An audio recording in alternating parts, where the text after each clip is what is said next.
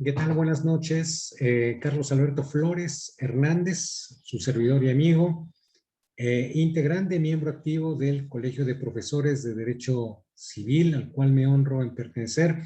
Imparto las asignaturas de Amparo y Derecho Procesal Civil en la Facultad de Derecho de la UNAM y voy a desarrollar el tema, la unidad número 5, ejecución de sentencia, dentro de la asignatura de juicios orales civiles, reiterando mi agradecimiento al director de la Facultad de Derecho, el doctor Raúl Contreras Bustamante, así como al presidente del colegio, mi amigo, el notario público Miguel Ángel Beltrán Lara, así como a mis colegas que me invisten con esta distinción de colaborar en este proyecto de la Biblioteca Jurídica, esperando que este insumo sea de utilidad a todos los estudiantes a efecto de que preparen con mayor agilidad esta asignatura y procurando que este testimonio se incorpore al material que está a disposición de nuestros estudiantes para que continúen forjándose como los futuros licenciados en Derecho que aspiran a ser y que actúen de manera efectiva, ética, correcta, porque nuestra sociedad exige abogados correctos, abogados bien formados en su mente y sobre todo con conducta intachable. Voy a hacer una alusión acerca de la ejecución de sentencia y me voy a apoyar para tal efecto en el material que he elaborado para todos ustedes, de manera de que sea más gráfica esta presentación, les sea de mayor comodidad en la preparación de su materia. Voy a compartir pues esta pantalla, que aquí la presento para todos ustedes. La ejecución de sentencias en el juicio oral civil. En las unidades precedentes, ustedes habrán tenido ya la oportunidad de involucrarse acerca de cada una de las fases procesales que integra este proceso oral civil, tomando como base la legislación aplicable en la Ciudad de México. Recordemos de que en fechas próximas, estamos en junio de 2021, en fechas próximas sin duda será elaborado y aprobado el proyecto que regula el Código Nacional de Procedimientos Civiles y Familiares, el cual sin duda traerá incorporada la figura de un juicio oral fuerte que requiere nuestro país para la solución expedita de controversias, así como la ejecución de estas sentencias o convenios, porque también los convenios son susceptibles de ejecución. Dicho lo cual, el objetivo de esta unidad número 5 es que en el ámbito del juicio oral civil, regulado en el Código de Procedimientos Civiles para la Ciudad de México, el alumno conozca las formas de ejecución de las sentencias, los medios para oponerse a la misma, así como la denominada vía de apremio, la ejecución forzosa de sentencias o convenios. Quiero iniciar esta exposición brindándoles alguna breve explicación acerca de qué se ejecuta y por qué razón. En principio, hay un valor, hay un elemento muy importante para los justiciables. Los justiciables son actor y demandado en una controversia.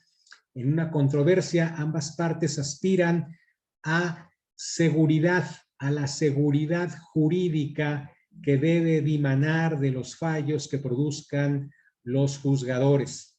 Toda sentencia y todo convenio alcanzado después de un litigio ante la justicia civil o ante la justicia en general debe cumplirse. Esa es la meta, esa es la aspiración.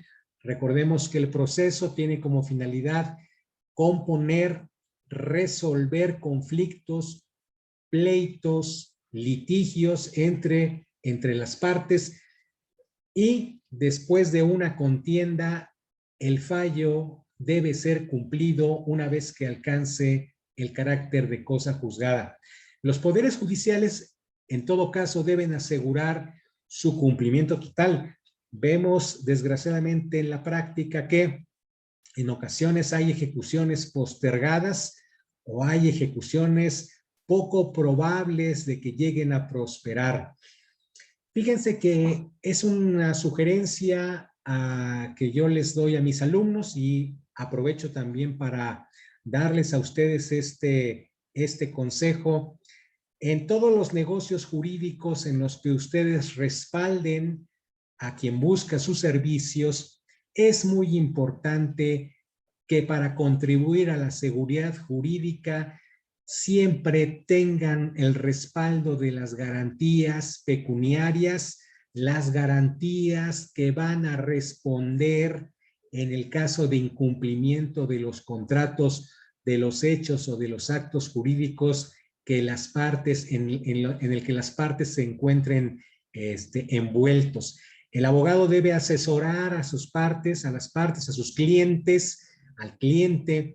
Hay que asesorarlo brindándole también la orientación de que debe adornar a todo contrato, a todo pacto que llegue a celebrar con la garantía correspondiente. Frecuentemente las partes, sobre todo en materia civil, no lo hacen de esa manera y surge un segundo momento en el cual es importante tomarse el tiempo, tomarse la precaución de detectar aquellos bienes con los cuales el contrario deberá responder en el caso de que llegue a ser derrotado en el juicio.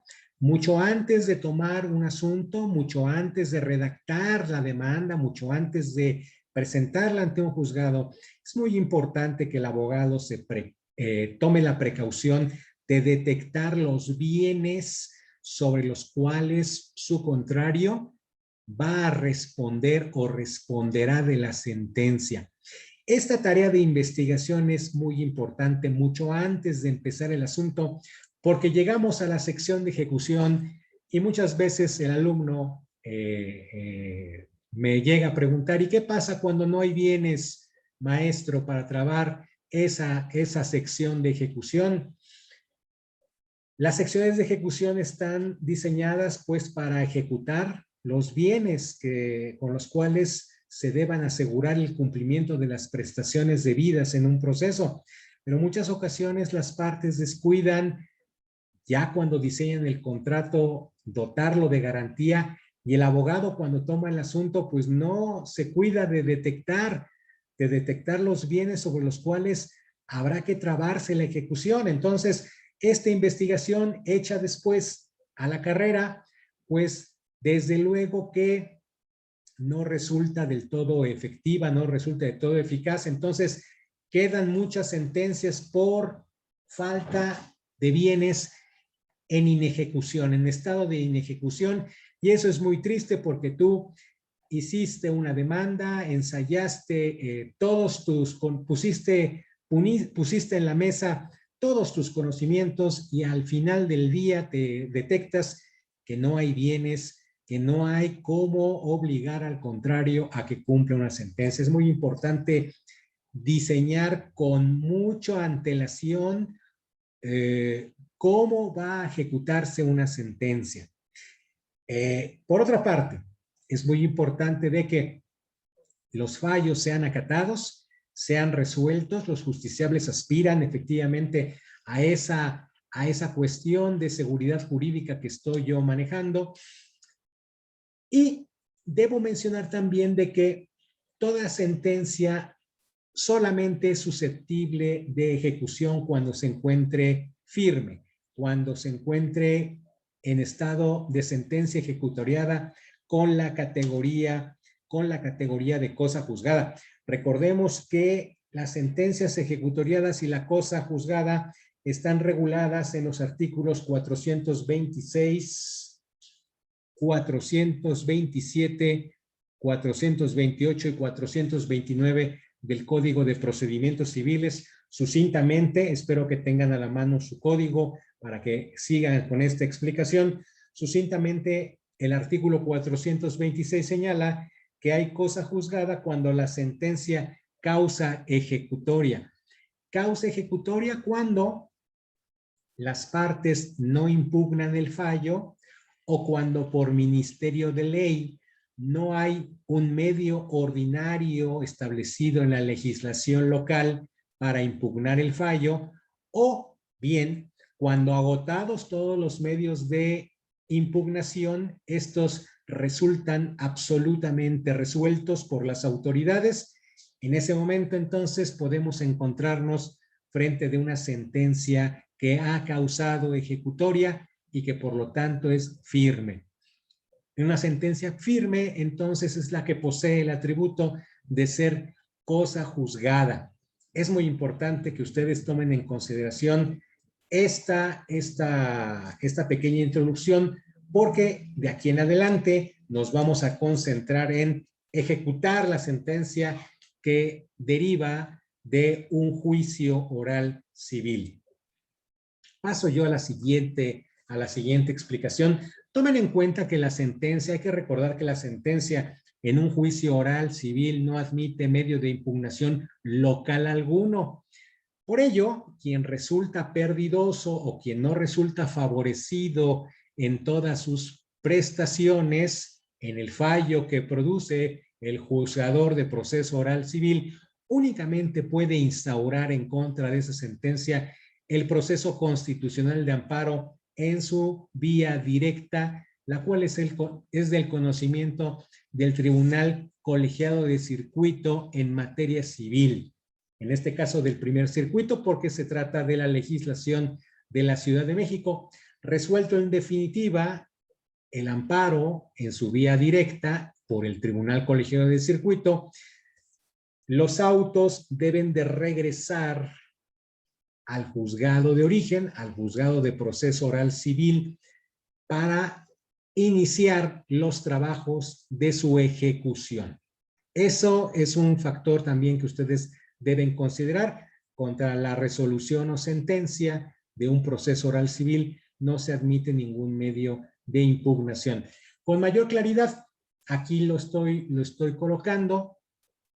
El juez competente, el juez que posee competencia para ejecutar el fallo, es el juez que dictó esa sentencia que ha alcanzado la categoría de cosa juzgada. En este par de numerales yo quiero referirme a lo que quiero reafirmar lo que acabo de señalar. En el ámbito del juicio oral civil, el artículo 1018 refiere que la ejecución de los convenios celebrados ante los jueces de proceso oral civil y de las resoluciones dictadas por estos, lo estoy subrayando, se harán en términos del capítulo 5 del título 7 de este código. No hay una ejecución especial para las sentencias derivadas de los juicios orales civiles. La ejecución debe despacharse en términos del capítulo 5 del título 7 del propio Código de Procedimientos Civiles. Y a manera de reflexión, detectamos, por ejemplo, que en el proceso oral civil, este artículo 18 no habla de la sentencia que pone fin al proceso oral civil, habla de todas las resoluciones dictadas por los jueces de proceso oral civil. En cambio, de la materia oral familiar, fíjense que el artículo 1073 se encuentra redactado en puridad, en rigor de los términos, con mayor claridad. Dice este artículo: las sentencias y convenios emitidos en un procedimiento oral se ejecutarán de acuerdo a las formalidades establecidas en el capítulo 5 del título 7 de este código por el juez que conoce o que conozca de este asunto. Esto es muy importante. No hay una ejecución específica, es la ejecución general que señala, que preceptúa el Código Procesal Local en la Ciudad de México. Hay que ir señalando también, estimados alumnos, que hay formas de ejecución. Antes de referirme a ellas, quiero puntualmente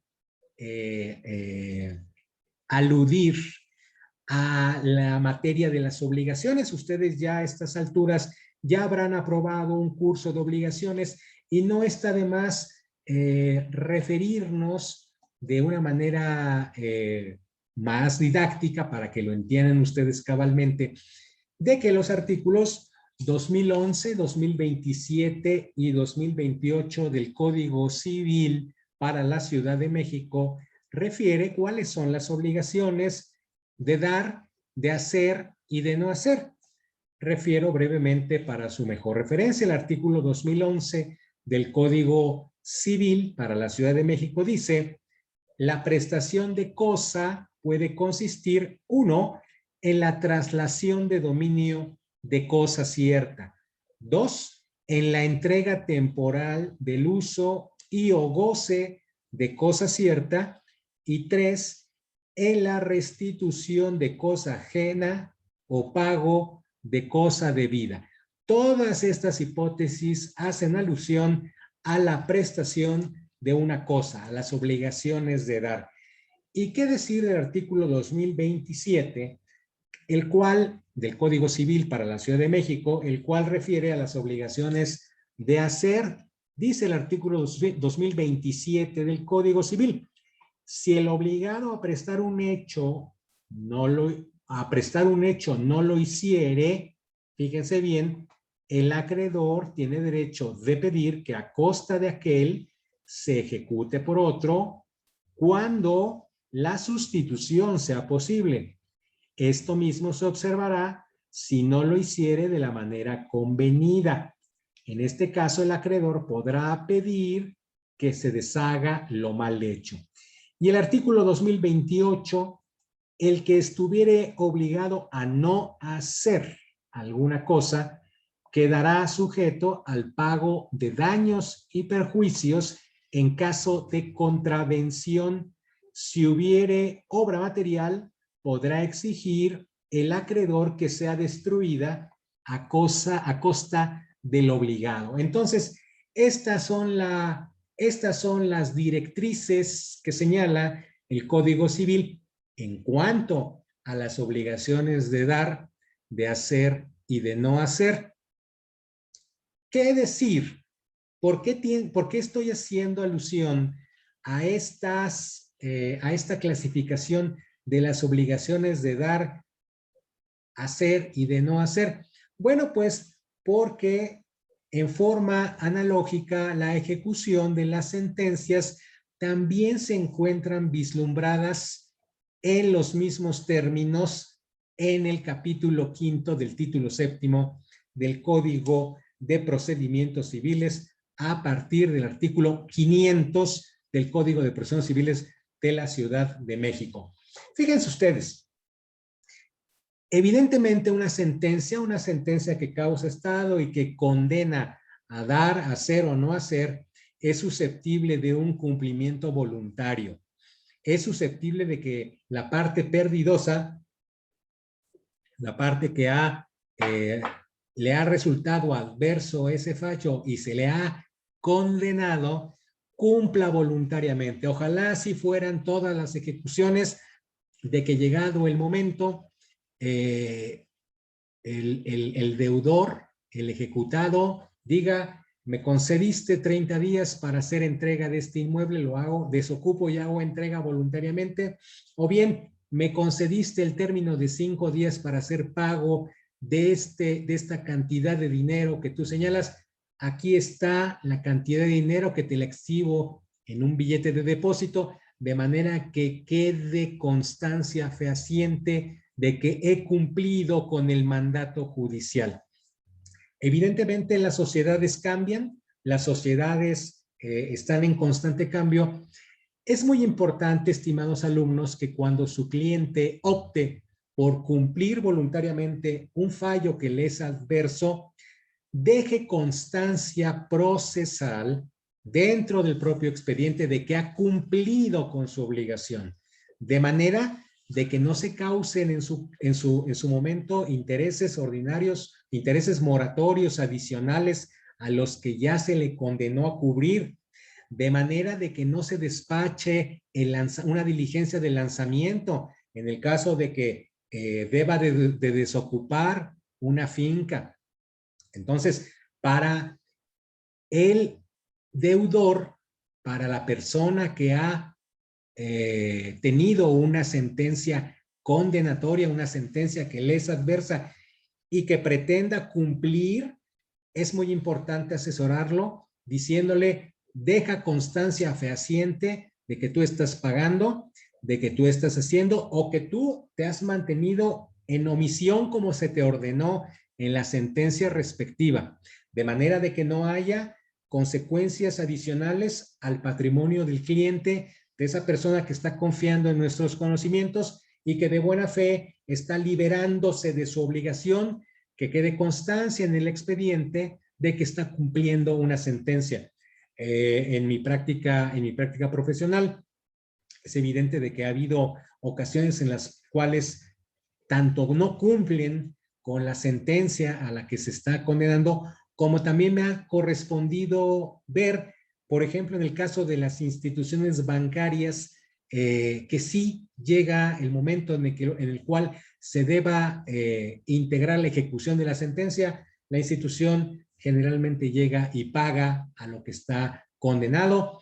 Y también en el caso de algunas otras instituciones, también lo hacen de esa manera para evitarse algunas infracciones en las cuales pueden incurrir por parte de las autoridades administrativas correspondientes. Entonces, el cumplimiento voluntario es una opción, es una forma para que el ejecutado se libere de su obligación.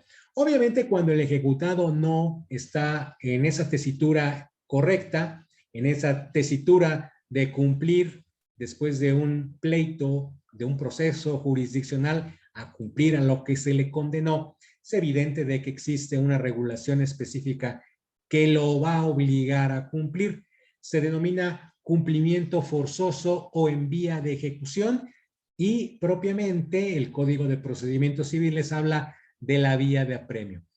En este sentido, existen sentencias que condenan a dar, sentencias que condenan a hacer y sentencias que condenan a no hacer. Esta es una distinción que estoy enmarcando en estos términos, pero en la práctica vienen mezcladas en ocasiones. En ocasiones te condenan a hacer entrega y a pagar una cantidad de dinero adicional, hacer entrega de un bien mueble o inmueble y además hacer pago de alguna cantidad. En ocasiones te obligan a pagar daños y perjuicios que habría que regularlos previo a la ejecución, que ya veremos en qué consiste esta. Entonces, esta distinción la estoy manejando en términos apropiados, didácticos, para que ustedes la puedan ver y entender, porque deriva, obviamente, de la directriz que nos está señalando el Código Civil respectivo. Haré una pequeña explicación, un pequeño ejemplo de cada una de estas sentencias a efecto de concederle claridad a mi explicación. Por ejemplo, sentencias que condenan a un dar, que condenan al pago de una prestación de vida, como dice el artículo 2011. Aquí es muy importante ver que a veces se condena el pago de la cantidad líquida. Dice el Código Civil de que la cantidad líquida es aquella que ya está determinada, dice el Código Civil, o bien aquella que puede determinarse en el plazo de 9 días.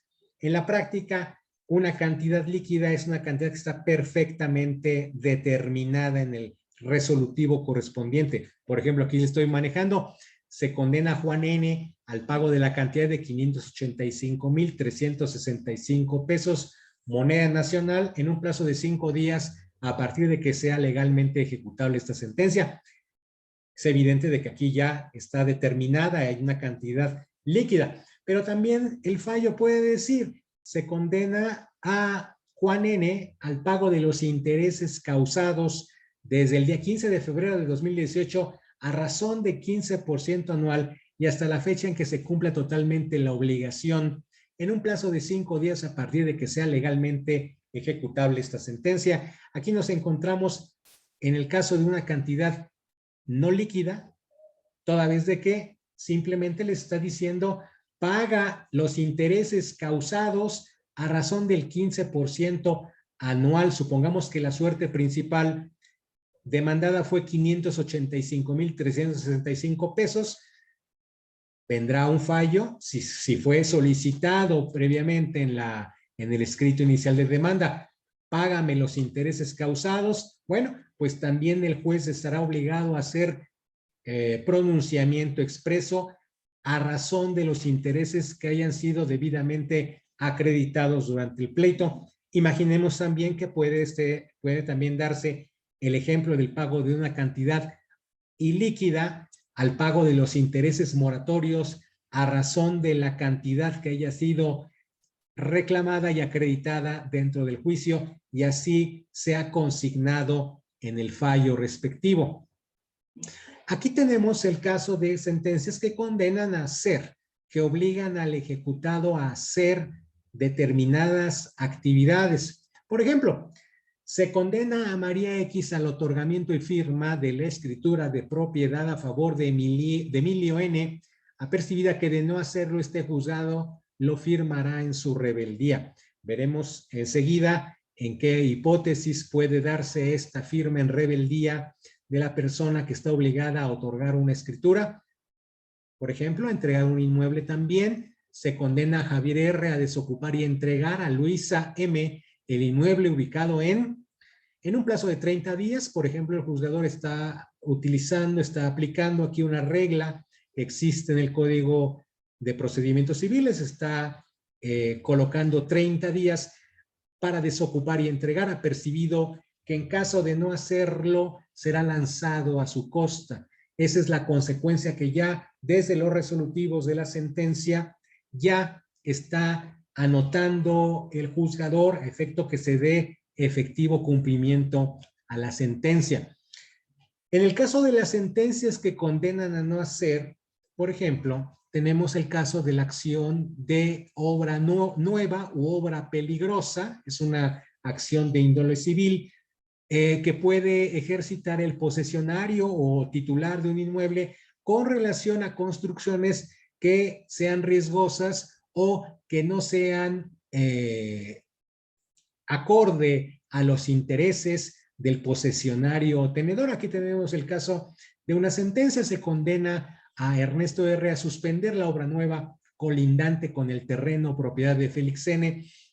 Asimismo, lo podrá condenar, por ejemplo, al pago de daños y perjuicios, o incluso lo podrá condenar a remodelar o a remodelar, rediseñar esa obra que se está construyendo, o incluso a la demolición de la propia obra. Pero si le está ordenando suspender la obra, la tendrá que suspender.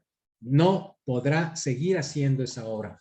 Otro ejemplo de una sentencia que condene a no hacer refiere que condena a Miroslava D a abstenerse de hacer el pago de la cantidad reclamada a la empresa XYZ. O sea, no le hagas el pago a esa empresa, hazle el pago a esta otra persona porque te está diciendo, manejó una acción apropiada para hacer ver de que esa empresa no tenía nada que ver en ese negocio jurídico. Por lo tanto, esta Miroslava D estará obligada a abstenerse de hacer el pago de la cantidad reclamada a una persona jurídico colectiva. Es muy importante también referir de que en la etapa de ejecución de sentencia, las sentencias que han causado ejecutoria han puesto fin al debate. Ya no es posible abrir el debate. Esa es una de las características de la cosa juzgada. Digamos que es la última palabra, la palabra del Estado por conducto del Poder Judicial que ha resuelto una controversia. Ya no es posible volver a introducir el debate que originó el juicio oral civil en este caso. Ya la sentencia ya tendrá todos los elementos para que se deba ejecutar en el caso de que así llegue a hacerse. Supongamos, por ejemplo, puede suceder la hipótesis de que una persona o una empresa en la vía oral civil, reclamó el pago de determinadas cantidades, pero el demandado fue absuelto. En ese caso, pues es evidente de que no hay materia para ejecución alguna, a menos, por supuesto, de que el colegiado haya estimado de que debe hacerse pago de gastos y costas a favor de quien resultó absuelto y que fue al amparo a reclamar esos gastos y costas y que obtuvo la protección de la justicia de la Unión. Pero en caso de que, por ejemplo, alguien resulte absuelto y no haya condena en costas, pues ahí no hay materia alguna de ejecutar absolutamente nada material. De la misma manera es importante referirnos de que si bien en el proceso que inicia con la presentación de la demanda y termina con la sentencia que resuelve todos los extremos del litigio, en esa fase contenciosa hay un actor y hay un demandado. Estimados alumnos, en la fase de ejecución de sentencia hay un ejecutante y hay un ejecutado. Esta es una distinción terminológica que tienen ustedes que ir vislumbrando de manera de que puedan ustedes hacer gala de estos conocimientos. Ya no hay actor o demandado, hay ejecutante, el que resulta beneficiado con la sentencia y que busca hacerla efectiva, materializarla, y hay un ejecutado, aquel que, si bien se pudo haber defendido, pues la sentencia resultó adversa a sus intereses. Hay otra cuestión de orden metodológico que me parece muy importante referirles. El alumno cuando está incorporándose a su práctica forense, a su práctica procesal, va a poder detectar lo que se denomina el expediente, el cuaderno principal que contiene todas las actuaciones de la causa, empezando por el escrito inicial de demanda, la contestación o la reconvención en su caso, así como todas las diligencias, las audiencias, la audiencia preliminar, la audiencia de juicio, su respectiva fase de alegatos y la sentencia que pone fin a ese asunto. Todas esas actuaciones concentradas en ese expediente se refieren al cuaderno principal. Lo que tiene que entender el estudiante es de que llegado el momento de la ejecución se debe integrar un cuaderno accesorio, así está diseñada la legislación procesal civil en la Ciudad de México, que se denomina sección de ejecución. Es un cuaderno accesorio, es un cuaderno, otro legajo de documentos que sirve específicamente para efectuar la ejecución del fallo condenatorio. Fíjense cómo está redactado ese artículo 562. Fíjense, al ejecutarse la sentencia se formará la sección de ejecución. No pierdan de vista cómo empieza el cuaderno de ejecución, el cual se integrará con el mandamiento de embargo. Este es un auto de ejecución con efectos de mandamiento en forma. Es un proveído, es un auto, es una determinación del juez. Fíjense, la sección de ejecución inicia con el auto de ejecución, el mandamiento de embargo. Los incidentes relativos a la ampliación o reducción del embargo, la venta y remate de los bienes secuestrados, nombramientos, remuneraciones, remociones de peritos y depositarios. A todo embargo corresponde a una depositaría, eso es muy importante. Y en general, todo aquello que comprenda la sección de ejecución en estos juicios ejecutivos e hipotecarios, así como en las providencias precautorias. Fíjense que las providencias precautorias es un acto prejudicial, es un acto que puede instaurarse antes de que inicie propiamente el proceso o una vez instaurado el proceso. Bueno, en el caso de que las partes lleguen a solicitar una providencia precautoria, principalmente secuestro provisional de bienes, es muy importante, se debe de formar el cuaderno de la sección de ejecución. Y fíjate lo que dice este segundo párrafo. Los incidentes de liquidación de sentencia, rendición de cuentas y determinación de daños y perjuicios se seguirán en el cuaderno principal. Entonces, estos dos elementos, estos dos cuadernos, el principal y el de la sección de ejecución, es muy importante que en orden metodológico el alumno vislumbre que deben coexistir una vez que se empieza la ejecución de sentencia. Efectivamente, tenemos nuestro cuaderno principal que inicia con la demanda, termina con la sentencia, terminará finalmente cuando el colegiado regrese los autos originales porque ya se terminó el juicio de amparo, ya causó ejecutoria la sentencia respectiva. Dentro del cuaderno principal deberá empezarse a trabajar la ejecución por medio de la liquidación de sentencia o rendición de cuentas y la determinación de los daños y perjuicios cuando hayan sido determinados en la sentencia misma, pero sin integrar todavía la sección de ejecución. La sección de ejecución, insisto, conforme a este numeral, inicia con el auto de ejecución con efectos de mandamiento en forma que ordena el embargo. Eso es muy importante. Estos dos cuadernos no los pierdan, por favor, de vista. Seguimos adelante en esta explicación. Me van a preguntar, bueno, ¿y cómo ejecuto una sentencia que me condena a no hacer? Una sentencia que condena a no hacer tiene una ejecución peculiar y muy sencilla, especificada en el artículo 524 del Código de Procedimientos Civiles. Si te han condenado a no hacer y tú infringes ese no hacer, tú sigues construyendo tu obra nueva, te condenaron a no seguir, a suspenderla definitivamente, pero tú sigues, estás infraccionando la obligación de no hacer. Y si estás infraccionando esa obligación de no hacer a la cual te condenó el juez de la causa, vas a dar mérito a que te detecten, te inicien un incidente por daños y perjuicios, ¿sí? Que sean determinados en una vía incidental a través de un incidente, que es muy sencillo.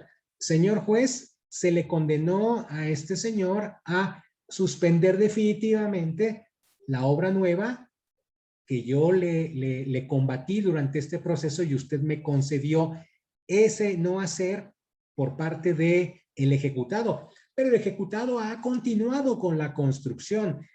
Por tanto, yo evalúo, yo te tengo que ofrecer probanzas para determinar los daños y perjuicios que trae aparejada esta transgresión, esta infracción a una sentencia de no hacer. Evidentemente, estos daños y perjuicios deben ser valorados probablemente por un perito en caso de que requieran conocimientos especiales. Deberá darse vista al contrario y deberá resolverse a través de una sentencia interlocutoria que determine los daños y perjuicios que hayan sido acreditados por la transgresión del ejecutado a una obligación de no hacer. Si estos daños y perjuicios determinan el pago de 100, 200, 300 mil pesos, se deberá abrir la sección de ejecución, obteniendo oportunamente el auto de ejecución con efectos de mandamiento en forma. Entonces, esta forma de ejecución de condenas, de sentencias que condenan a no hacer, es muy práctico, es muy claro, conforme al numeral que está señalada en esta presentación. Las cosas empiezan un poquito a ser más casuísticas en el caso de la ejecución de las sentencias que condenan a un hacer. Es muy frecuente de que se le solicite al juez, por ejemplo, el caso de que haya, por ejemplo, se divida o se pretenda dividir una cosa en común. Se le condene a la entrega de inmuebles, de bienes inmuebles, de bienes muebles o incluso de personas. Esto es muy importante en el ámbito del derecho procesal familiar, que se condene a la entrega de personas, de seres humanos, para que entiendan ustedes bien. También de que se le condene a rendir cuentas a aquel mandatario que ha estado ejecutando actos de representación actos de mandato, que se le condene a rendir cuentas de todo lo que ha hecho, de todas las cantidades que ha erogado, de todas las cantidades que ha recibido. Es también frecuente de que se le condene una rendición de cuentas. Y claro, es también muy importante visualizar la hipótesis determinada en ese artículo 517 y subsiguientes que obliguen al otorgamiento de un instrumento público, en cuyo caso, en el momento en el cual el ejecutado omite entregar, comparecer ante un fedatario público para la firma, la elaboración y firma del documento del instrumento público respectivo, el juez estará facultado para hacerlo en su rebeldía, es decir, para firmar propiamente la escritura que se le reclamó en el proceso natural, en el proceso primigenio oral civil. Supongamos el caso de una hipótesis en donde se está reclamando el otorgamiento y firma de un contrato de compra-venta y durante la secuela procesal, así como al pago de determinadas cantidades,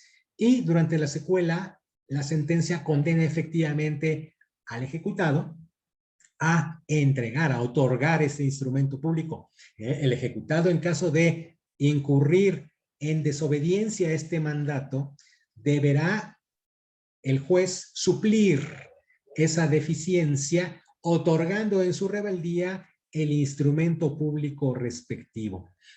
Esta forma casuística que tiene el código de analizar estas fases, esta fase de ejecución de sentencias, es muy casuística efectivamente y implica un estudio más pormenorizado. Quisiera yo simplemente en aras de conceder agilidad a mi explicación, porque tenemos algunos temas que abonan a esta temática, quisiera yo, y para que ustedes no se pierdan, quisiera yo enfatizar algunos puntos. Uno de ellos es de que, en este caso, si la sentencia condena a un hacer, el juez está facultado para fijar un plazo prudente para que el obligado cumpla, el ejecutado cumpla con su obligación. También el código, a partir del artículo 517, hace distinción en diferenciar si el obligado debe cumplir por sí mismo o puede ser sustituido por otra persona. En el caso de los contratos intuito y persona, en el caso, por ejemplo, de contratos donde únicamente el ejecutado esté legitimado porque haya sido contratado específicamente para elaborar un cuadro, efectuar un concierto, porque es un artista muy famoso, en ese caso, él está únicamente investido de la facultad de cumplir con esa obligación. Pero, por ejemplo, pensemos en el caso de diversas obras que implican el remozamiento de bienes inmuebles, algunas labores de plomería o de electricidad, donde no necesariamente una persona por sí misma esté únicamente constreñida a cumplir. En ese caso, sí vale de que el juzgador determine quién deba cumplir esa obligación en el caso de que sea posible hacerlo. Quisiera también yo enfatizar en el caso de la rendición de cuentas de que el código es muy casuístico en cuanto a las hipótesis que tiene, por ejemplo, ese mandatario moroso, ese mandatario que ha resultado condenado en una sentencia, pues a cumplir con la rendición de cuentas ante su mandante, a decir, tú me entregaste esta cantidad de dinero y en esta planilla yo te estoy especificando todo lo que yo hice y todos los gastos en los que yo he incurrido a efecto de que tú estés por satisfecho con la rendición de cuentas que yo te estoy entregando. Evidentemente, el ejecutante tiene la prerrogativa de objetar esa planilla de manera que pueda desvirtuar si acaso el mandatario está formulando una rendición de cuentas indebida. Pensemos, por ejemplo, en el administrador de un condominio que no ha dado cuenta al conjunto de condóminos. Los condóminos han decidido demandarlo y lo condenan a rendir cuentas de su gestión de 3 años a la fecha. Ese administrador moroso, debe de cumplir también rindiendo cuentas y, en su caso, en caso de que hayan cantidades objetables o tenga un crédito a favor del ejecutado, del ejecutante o ejecutantes, pues también deberá instaurarse una sección de ejecución para obtener el cobro de esas cantidades que están siendo objetadas y que resultan a favor de los ejecutantes y en perjuicio del ejecutado. La rendición de cuentas también es una hipótesis que habla de las sentencias que condenan a hacer y que están vislumbradas con claridad. En ocasiones también las sentencias condenan a dividir una cosa en común. Supongamos de que hay un inmueble que fue adquirido en copropiedad y en la demanda se ejercitó la acción de disolución de la copropiedad. La sentencia va a condenar a dividir ese inmueble o ese conjunto de inmuebles a favor de todos los demás copropietarios.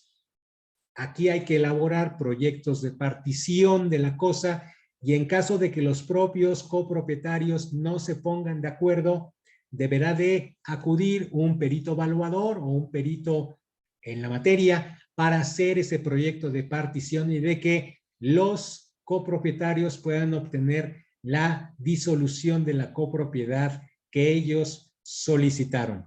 En cuanto a la entrega de inmuebles o de muebles, es bastante práctica esta regulación porque obliga literalmente a hacer entrega inmediata, literalmente, de los bienes inmuebles en el caso de que se encuentren todavía ocupados y que se condene a su desocupación.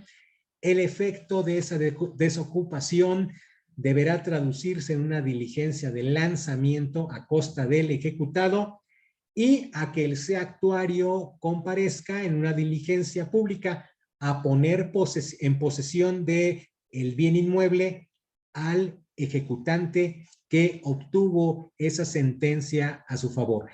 En el caso de la entrega de personas, el artículo 526 es bastante escueto, únicamente lo leo para su mejor referencia. El artículo 526 del Código de Procedimientos Civiles refiere: cuando la sentencia condene la entrega de personas, el juez dictará las disposiciones más conducentes a que no quede frustrado lo fallado. Es muy importante que los jueces de lo familiar, por ejemplo, cuando condenan a esta clase de entrega de personas, pues tomen todas las medidas apropiadas, conducentes, pues para que se cumpla con efectividad el fallo por medio del cual se condenó a la entrega de personas. Eso es muy importante que ustedes lo visualicen. Seguimos adelante. En el caso de las sentencias que condenan al pago de cantidades, decíamos que en el cuaderno principal se van a concentrar todos aquellos incidentes referentes a la liquidación de cantidades. Son incidentes efectivamente que tienen como objetivo efectivamente determinar con exactitud la cantidad a la cual se le condenó al ejecutado. Yo hacía referencia en anteriores diapositivas que el pago de una cantidad líquida se condena al pago de 583,000 pesos en concepto de suerte principal, pero la propia sentencia puede determinar y se condena el pago de intereses ordinarios a razón del 15% anual desde la fecha en la que se constituyó en mora el deudor hasta que quede totalmente satisfecha la obligación. Si bien es cierto que el Código de Procedimientos Civiles refiere que a pesar de que no se hayan liquidado todas las cantidades, puede despacharse ejecución, es decir, puede trabarse, ordenarse en el auto de ejecución el embargo de bienes con relación a la cantidad que ya quedó liquidada. Muchas ocasiones los abogados, por estrategia, prefieren iniciar con la liquidación de todas aquellas cantidades que están determinadas en el fallo. Y lo hacen así en razón de que estos incidentes son contenciosos y el ejecutado puede oponerse a esa planilla de liquidación de intereses.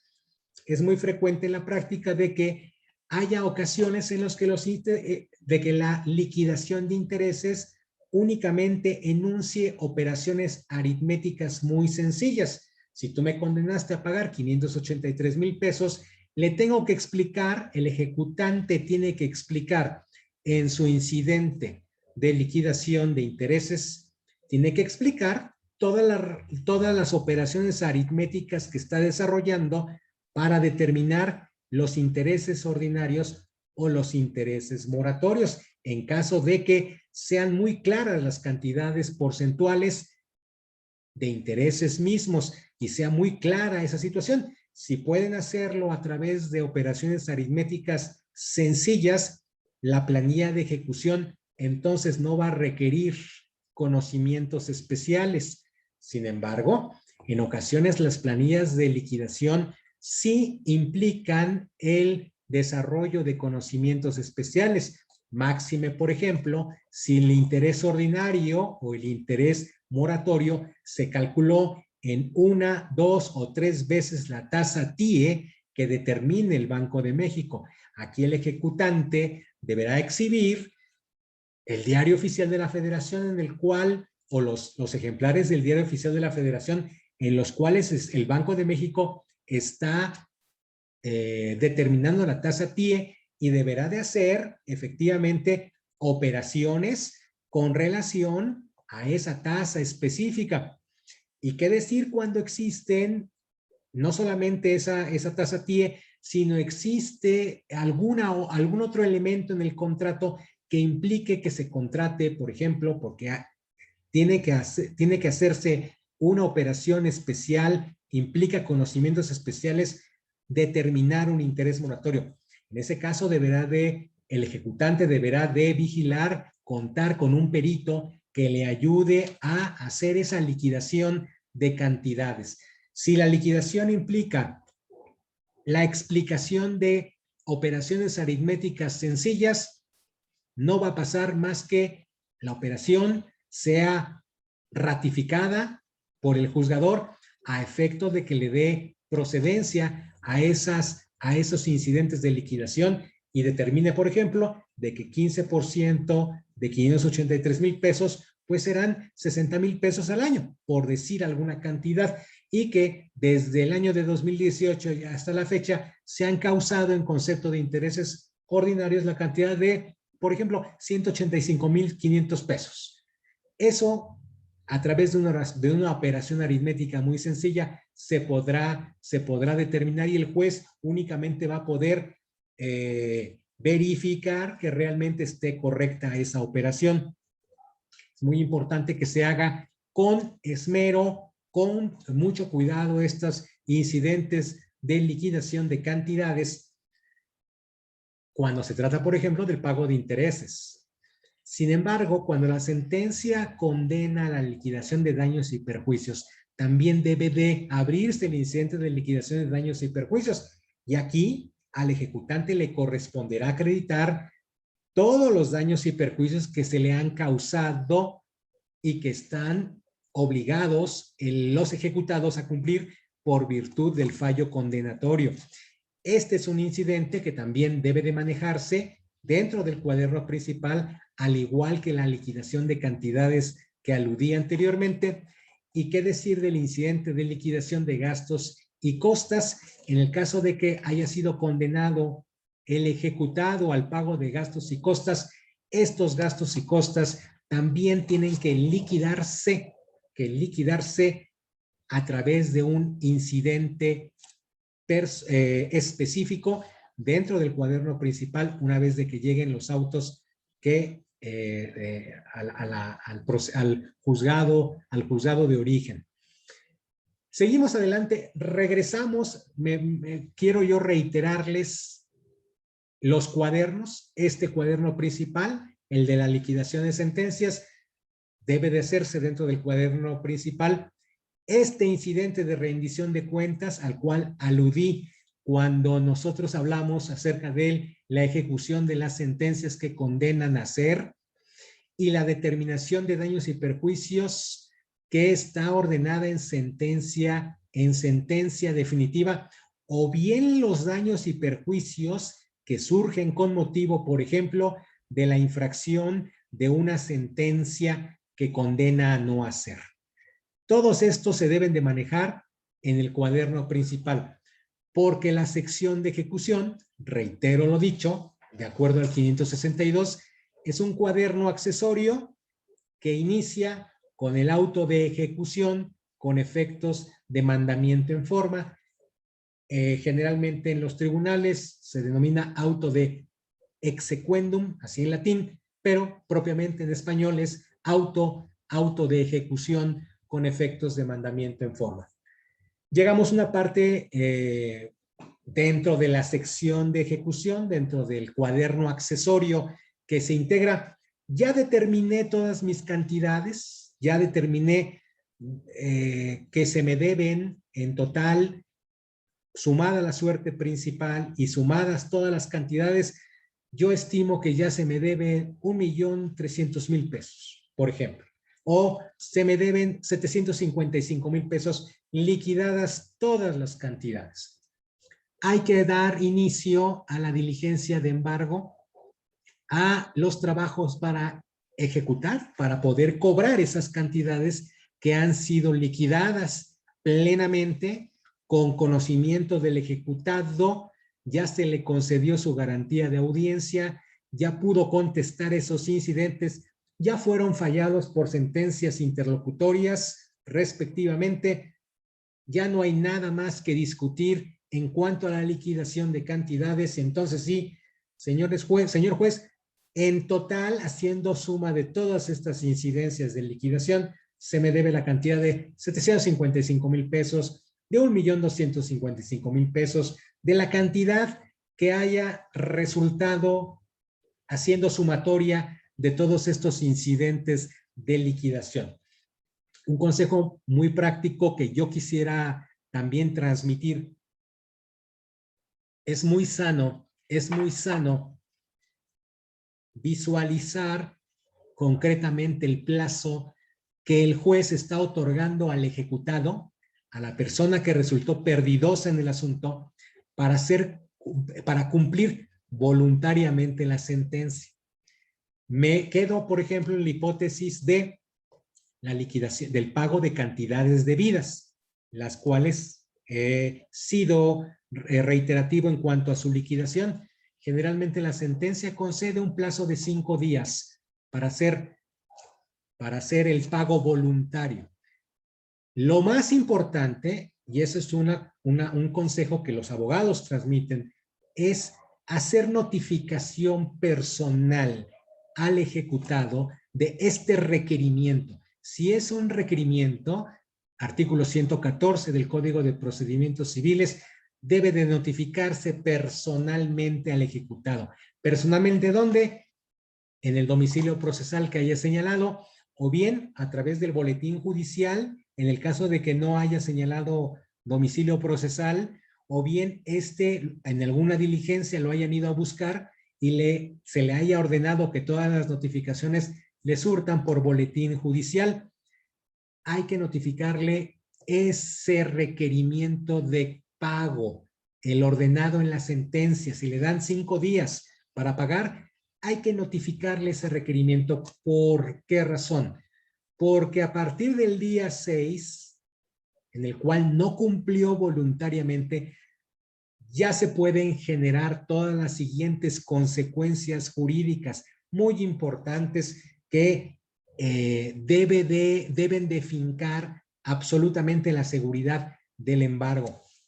Si el ejecutado, por ejemplo, no tiene a la vista esa diligencia de notificación personal por medio de la cual se le requiere el cumplimiento de su obligación, pensemos que puede oponerse a la ejecución de la ejecución de sentencia, se puede oponer con el argumento de que a mí no me obligaron, a mí nunca me enteraron de este requerimiento personal. Entonces, yo tengo un argumento para echar abajo esta sección de ejecución. Es muy importante de que tú tengas conocimiento de que le tienes que notificar personalmente. Generalmente los juzgados son muy profesionales y hacen estas notificaciones porque no les gusta que echen abajo sus secciones de ejecución.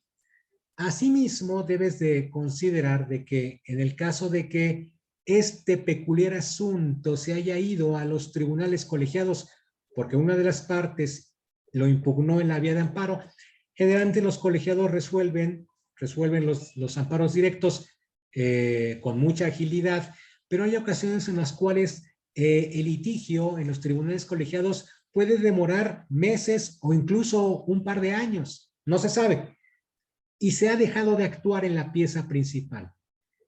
El código mismo ordena también la notificación personal una vez de que lleguen los autos del tribunal colegiado para hacerle saber a las partes que ya se encuentran los autos originales en el juzgado.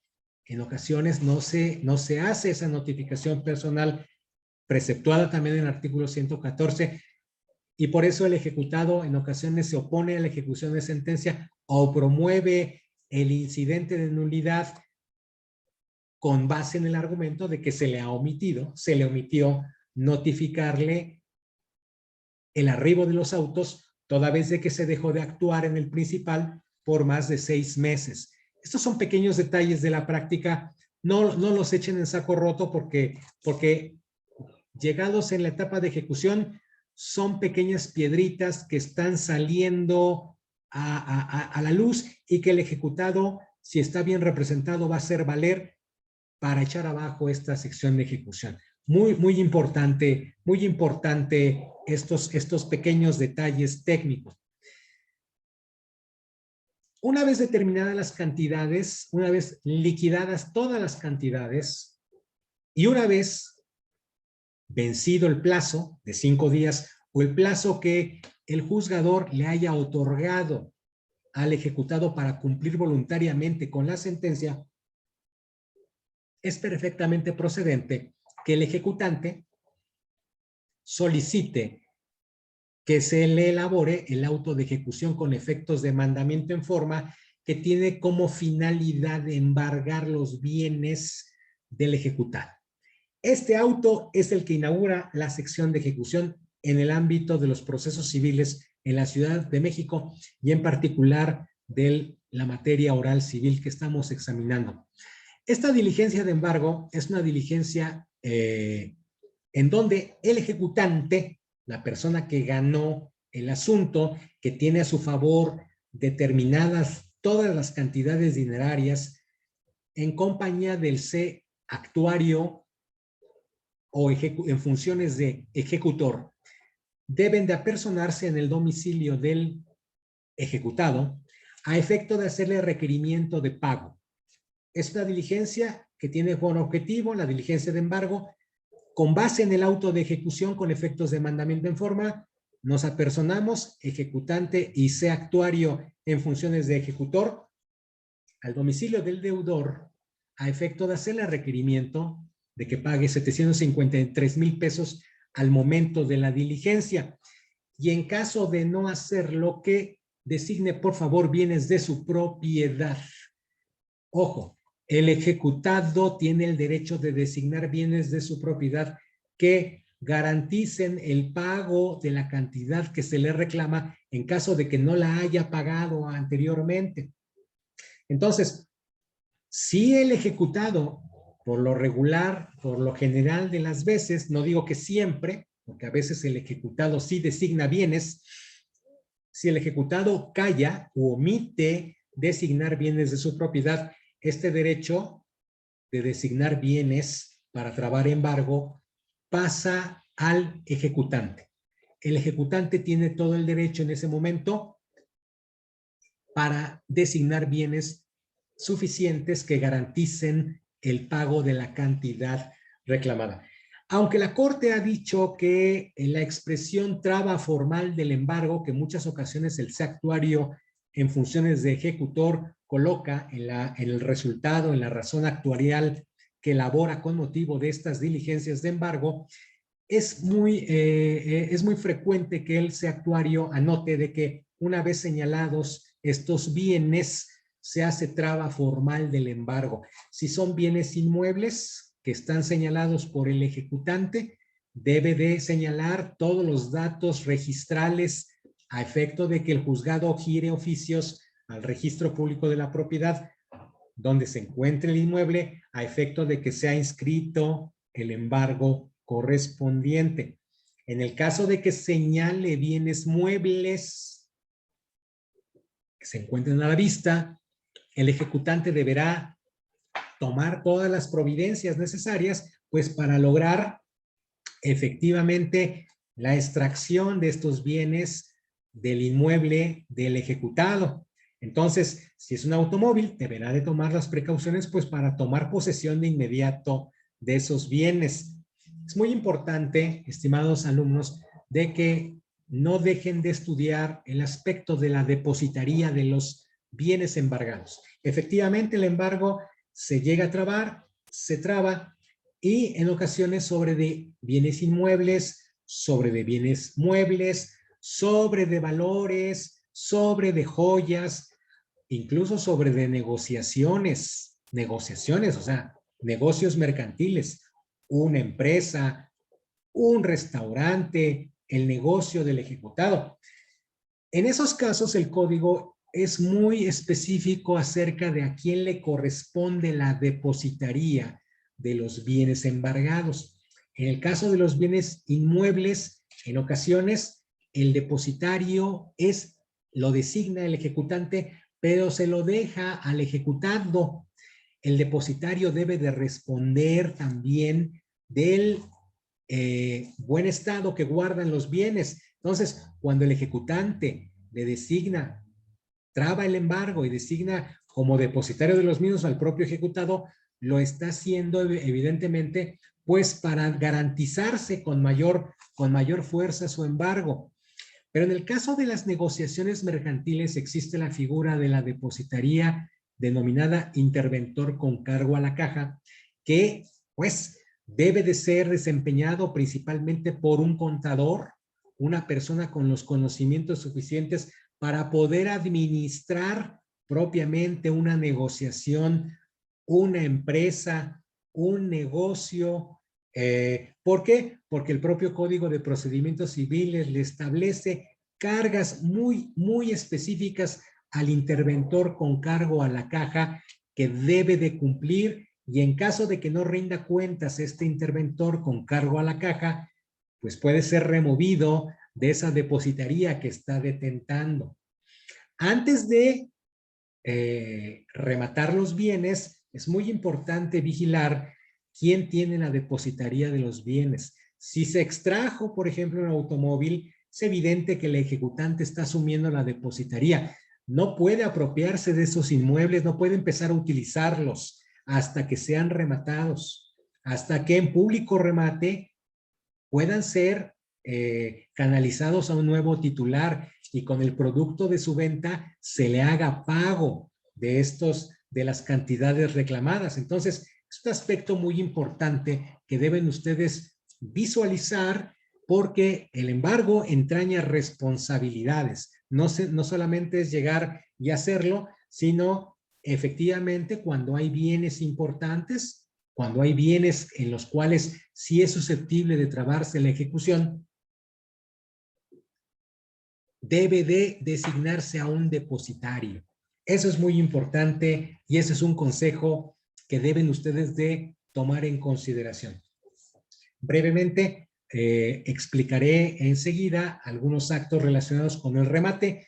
Se han trabado embargo, ya se encuentran perfectamente determinados los bienes con los cuales se va a hacer pago del adeudo al ejecutante, y es importante rematarlos en pública subasta, en almonedas, a efecto de que pueda obtenerse una cantidad de dinero, de manera de que el ejecutante obtenga lo que pidió y se le pague.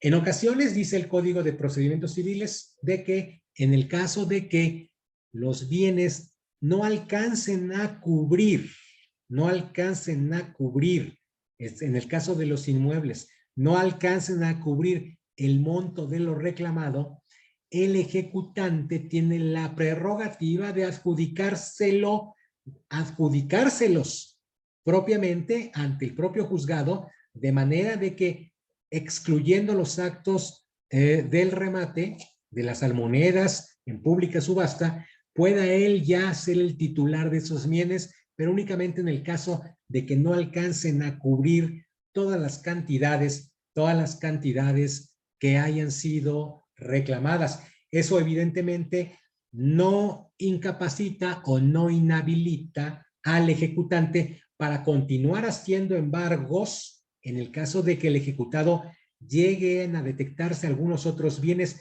y se pida la ampliación de los embargos.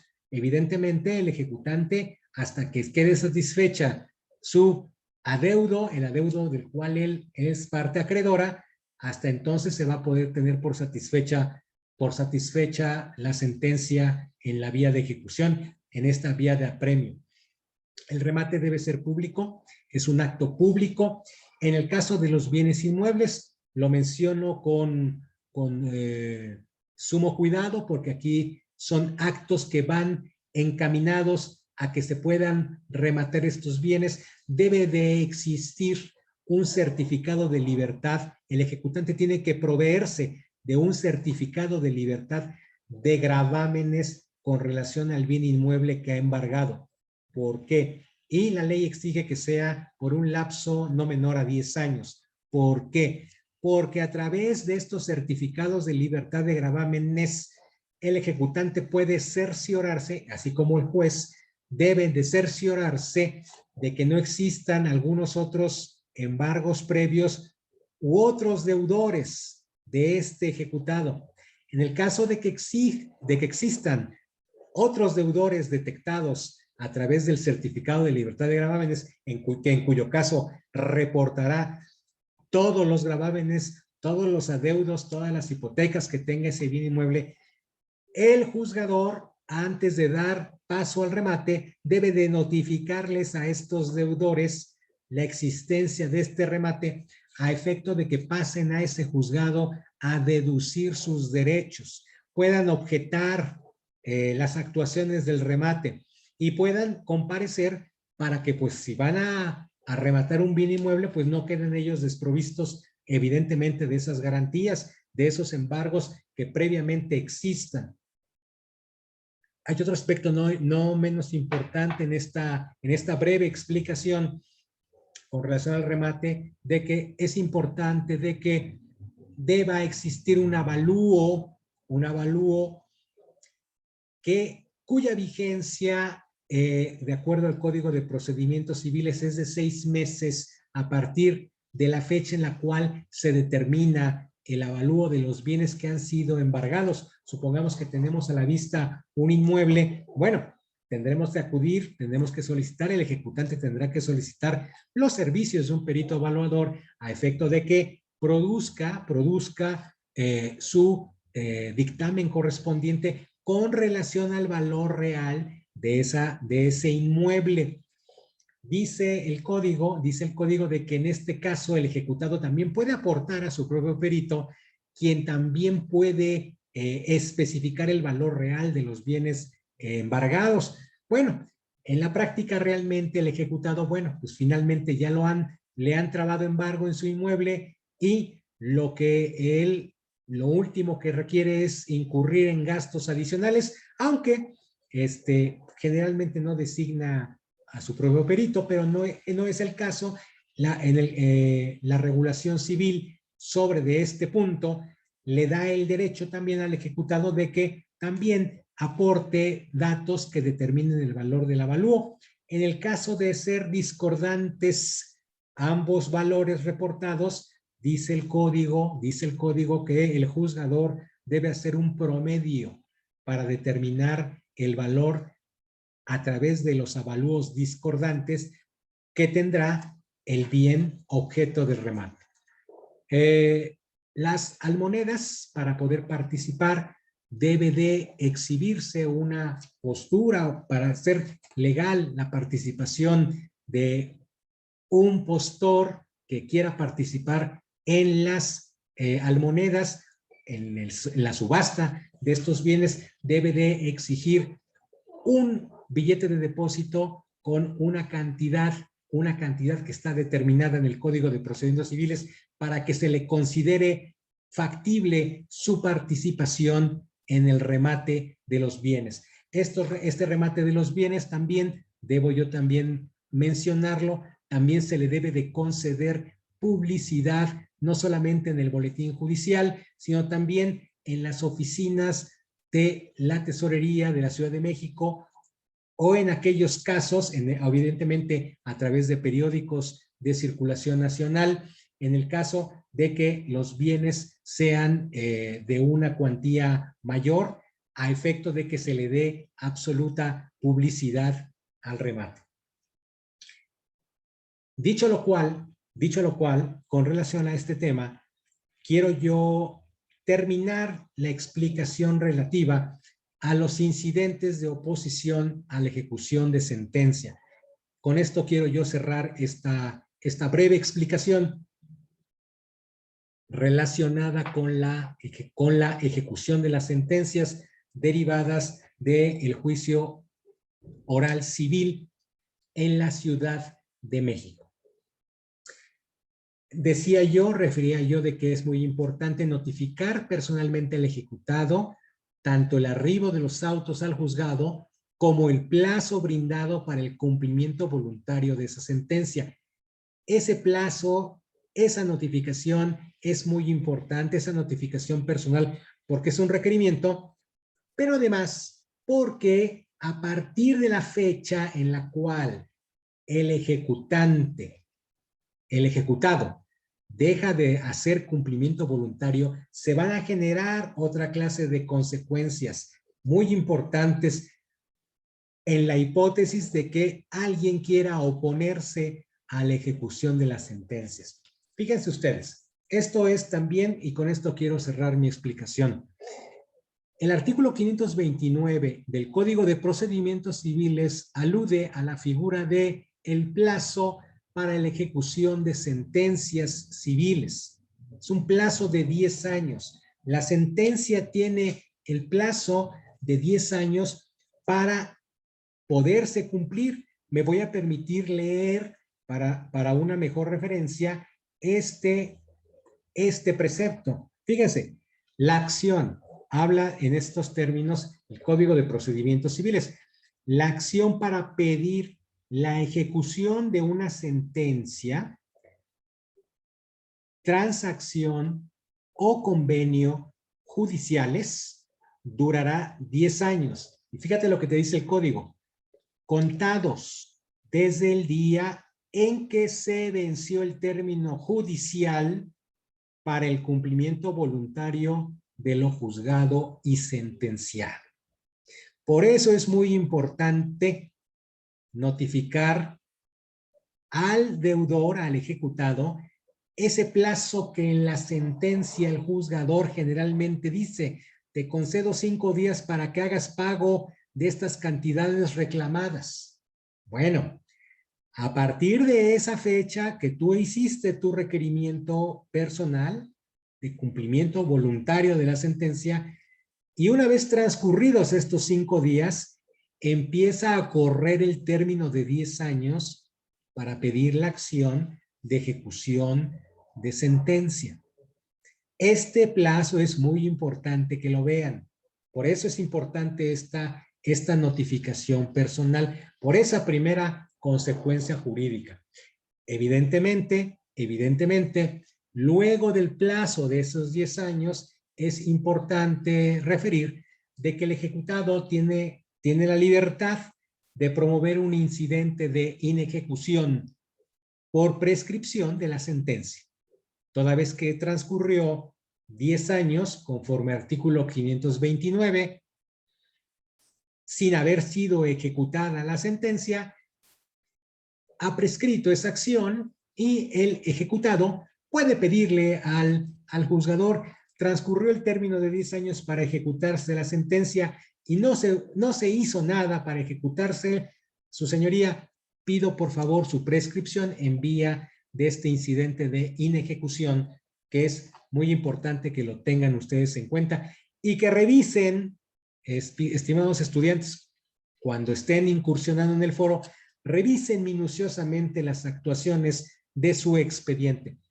Este plazo es muy importante porque incluso se pudo haber iniciado la sección de ejecución y se pudo haber dejado olvidada. Incluso pudo haber habido por ahí algún embargo. Incluso, no sé, se quedó interrumpido, algo pasó, nadie quiso hacer nada, no se pudo hacer la ejecución. El deudor no está obligado a permanecer siempre en estado de ejecución. El ejecutado, deudor, puede pedir la prescripción de la ejecución de la sentencia. Pero más aún, dijimos de que todo lo que haya sido materia del asunto principal, donde se deducen acciones y excepciones de las partes, ya no puede ser invocado de nueva cuenta en la ejecución de sentencia. La ejecución de sentencia está diseñada específicamente para obtener el pago de lo fallado, de lo sentenciado. Sin embargo, se regula a partir del artículo 531 a 532 del Código de Procedimientos Civiles la posibilidad de que el ejecutado oponga excepciones contra la ejecución de sentencias. No son las excepciones que debieron ser opuestas en el proceso principal. Ese ya se falló. No tienen nada que ver con las que se pueden oponer en estado de ejecución. Fíjense ustedes lo que dice el artículo 531 y el artículo 532. Contra la ejecución de las sentencias y convenios judiciales, no se admitirá más excepción que la de pago. Es la primera excepción que el ejecutado puede oponer. Pero fíjate la temporalidad que maneja el Código de Procedimientos Civiles. Si la ejecución se pide dentro de 180 días, 180 días contados a partir de que se le venció el plazo para hacer pago de lo reclamado. Aunque este código aquí mismo te regula ese aspecto de a partir de cuándo se cuenta esta temporalidad. Pero el ejecutado, y por eso refiero la explicación que en un principio yo había dicho con relación al cumplimiento voluntario, el ejecutado que va a cumplir voluntariamente debe de también contar con seguridad jurídica de que está pagando, y esto solo lo hace ante el juzgado. Si tú vas a asesorar a una persona que ha sido condenada y que quiere pagar, que quiere liberarse de su ejecución, debe de hacerlo, debe de comparecer ante el juzgado, hacer pago, y de que se vaya con la seguridad, con la tranquilidad de que el juez ha tomado nota de ese pago que se le está haciendo al ejecutante o del pago total y el cumplimiento total de la sentencia a la que resultó condenado. Sin embargo, estas excepciones de pago a la que alude este código generalmente en la vía de ejecución de sentencias no se hacen ante el juzgador. Frecuentemente las partes, bueno, hacen un pago o pretenden haber hecho un pago haciendo un depósito de alguna cantidad, haciendo alguna otra diligencia. Recuerden también que existe también la figura de la consignación de pago, es muy importante, y que estos pagos puedan llegar a ser imputados dentro de la ejecución de sentencia. Entonces, si el pago, la primera excepción con la que cuenta el ejecutado es la excepción de pago, esa se puede oponer como una excepción a la ejecución de la sentencia. Continúo. Si ha pasado este término, el de 180 días, pero no más de un año, se solicitarán además de transacción, se admitirán además las de transacción, compensación y compromiso en árbitros. Es decir, después, dentro del plazo de un año, además de la excepción de pago, también puedes invocar la excepción de transacción. Transigimos, tú y yo transigimos, celebramos una transacción. Tú y yo compensamos diversos negocios jurídicos que tenemos, forma de extinción natural de las obligaciones. Hemos compensado lo que tú me debes contra lo que yo te debo, o bien sometimos nuestro asunto, además, a un compromiso en árbitros. Esas excepciones, dentro de un año, a partir, conforme lo que está diciendo este artículo 531, son susceptibles de oponerse a la ejecución de una sentencia. Continúo leyendo. Fíjate.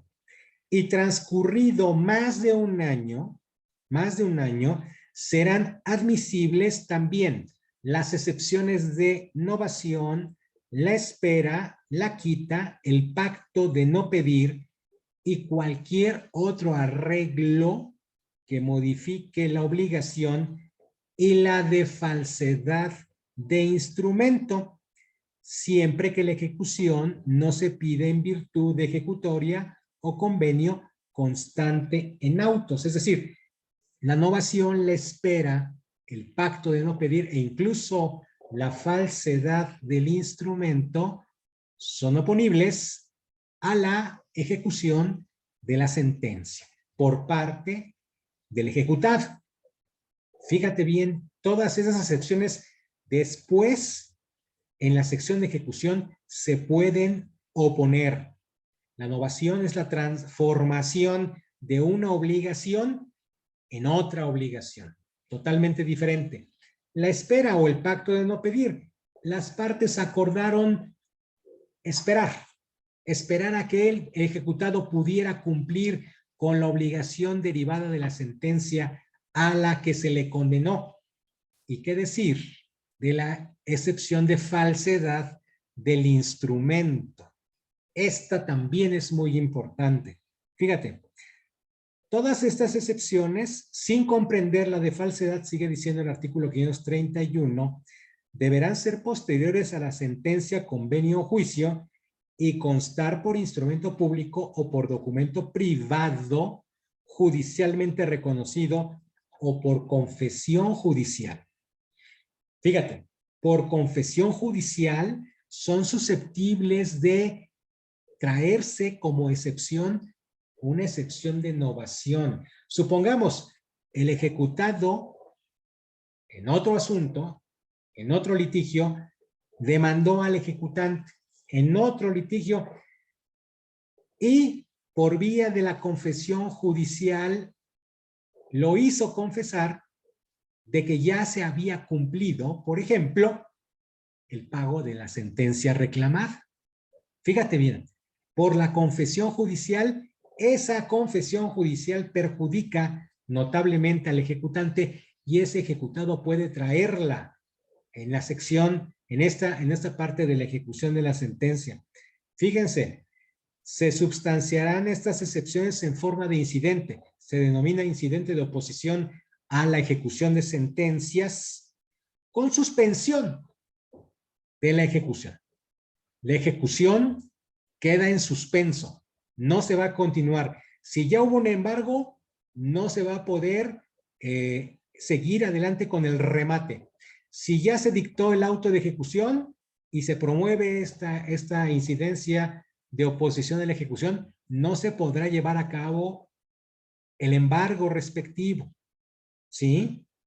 A menos, sin proceder dicha suspensión, cuando se promueva el incidente, en el incidente respectivo, el reconocimiento o la confesión. Muchas veces estas excepciones se promueven sin documento reconocido judicialmente y se está únicamente jugando a que se le reconozca o que se confiese dentro de la incidencia de oposición que el ejecutante en vía de incidente le confiese, le admita al ejecutado alguna de estas excepciones. Fíjate finalmente, lo que te indica el artículo 532 con relación a esta incidencia de oposición. Los términos fijados en el artículo anterior, en el artículo 531, que preceptúa todas estas excepciones, se contarán desde la fecha de la sentencia o convenio, a no ser que en ellos se fije el plazo para el cumplimiento de la obligación, en cuyo caso el término se contará desde el día en que se le venció el plazo o desde que pudo exigirse la última prestación vencida, si se tratara de prestaciones periódicas. Cobra relevancia, bajo esta explicación que estoy mencionando, cobra relevancia esa notificación personal que te he reiterado hagas al ejecutado respecto de el plazo que consta en la sentencia para hacer pago, esos 5 días, ese requerimiento, haz pago de la cantidad a la cual se te condenó en el plazo de 5 días, entrega el inmueble en el plazo de 30 días, por ejemplo. En fin, ese plazo, esta notificación cobra relevancia y debe de hacerse por las consecuencias jurídicas que pueden derivar de la misma en cuanto a la omisión del ejecutado para cumplir esa sentencia. Se cuenta, esa notificación sirve para determinar el plazo de 10 años de prescripción de la acción para ejecutar la sentencia, o bien para instaurar toda esta serie de excepciones que detalla el artículo, los artículos 531 a 532 del Código Procesal Civil de la Ciudad de México. Bueno, creo que con esto me permito yo terminar esta explicación muy apasionante sobre la ejecución de las sentencias. La ejecución de las sentencias es una materia que debe de explorarse, debe de pulirse en el proyecto de Código Nacional de Procedimientos Civiles. Hay muchas cosas por mejorar para dotar de seguridad jurídica a quienes acuden, los justiciables, quienes acuden ante los tribunales y quienes obtienen una sentencia que amerita ser respetada, amerita ser ejecutada por parte de los juzgadores y que debe de hacerse, debe de cumplirse con eficacia, con efectividad y con respeto por nuestro Estado de Derecho. Espero haber dado un panorama general con relación a esta temática y espero yo haberles brindado un apoyo sustancial para que ustedes sigan siendo